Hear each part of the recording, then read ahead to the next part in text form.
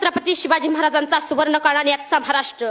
महाराष्ट्र म्हणजे काय? महाराष्ट्र म्हणजे जिजा उंच्या गळ्यातील माळ म्हणजे महाराष्ट्र. सईचं कुकवानं भरलेलं कपाळ म्हणजे महाराष्ट्र. जगत गुरु तुकोबरायांच्या भजनातील टाळ म्हणजे महाराष्ट्र. कायम आठवणीतला भाळ म्हणजे महाराष्ट्र. कर्तृत्वाच्या सरीनं हिरवागार झालेला रानमाळ म्हणजे महाराष्ट्र. आणि तुमचा आमचा प्राण म्हणजे महाराष्ट्र. आणि तुमचा आमचा प्राण म्हणजे महाराष्ट्र. खरं तर आज महाराष्ट्राची काय परिस्थिती आहे? सगळे टायरवाले केरळचे, बांधकामवाले युपीचे, गवंडवाले बिहारचे, सुतारवाले राजस्थानचे, हॉटेल सगळी दक्षिणातांकडे. साहेब, ही पोरं इथं येऊन काम करतात, या महाराष्ट्रात येऊन काम करतात, याचं मला मुळीच वाईट वाटत नाही. पण आमच्या महाराष्ट्रातली पोरं कॉलेजच्या कट्ट्यावर बसायचं, पिचकाऱ्या मारायच्या, नाहीतर कुठल्या तरी भाईच्या मागे जाय की म्हणून फिरायचं. याच्या पलीकडे काय करतात का नाहीत? अहो, त्यांना सांगा, आपण या महाराष्ट्राच्या मातीमध्ये जन्माला आलोय. या महाराष्ट्राच्या मातीचा इतिहास कुठल्या ऐऱ्या घेरानं किंवा लुंग्या सुंग्यानं लिहिलेला नाही. या महाराष्ट्राच्या मातीचा इतिहास लिहिलाय शायरांच्या डाफांनी, घोड्याच्या टापांनी, ढगाच्या गडगडाटानं, डोंगराच्या हिरव्या पिवळ्या शालीनं, सह्याद्रीच्या नालीनं. सुकानं मरतो म्हणून घोडकिंडीची पावन खिंड करणारा बाजी प्रभू काय?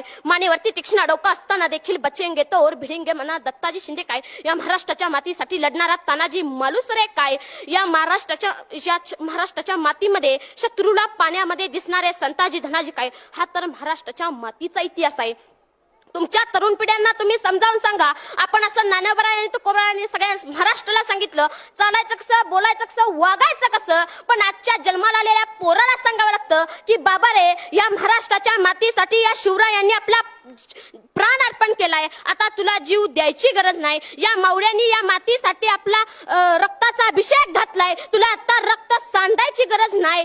पण या मावळ्यांनी जे बलिदान दिले, ती बलिदानाची जाणीव आपल्याला ठेवायला पाहिजे. आणि बलिदानाची जाणीव ठेवण्याचे मार्ग कोणते? छत्रपती शिवाजी महाराजांनी संभाजी महाराजांना डोक्यावरती घेऊन मिरवणं असं मला वाटत नाही. तर या महापुरुषांना डोक्यावरती घेऊन मिरवण्याआधी त्यांना हृदयात मिरवावे लागेल. आज इथं किती आई बाप आहेत ज्याने आपल्या पोरांना सांगितलं घाबरायचं नाही, लढायचं. शिवाजीराजे बघ, संभाजीराजे बघ, आयुष्यात कितीतरी संकटे आली, पण पहाडासारखा पोलादी पुरुष आयुष्यात येणाऱ्या संकटापुढे आपली छाती काढून उभा राहिला. किती आई वडिलांनी आपल्या मुलांना संभाजी महाराजांचा इतिहास सांगितला. किती आई वडिलांनी आपल्या मुलांना छत्रपती शाहू महाराजांचा इतिहास सांगितला. जगात असा एकमेव राजा होऊन गेला की ज्याच्या दरबारात एकही नृत्यांगना नाचलेली नाही.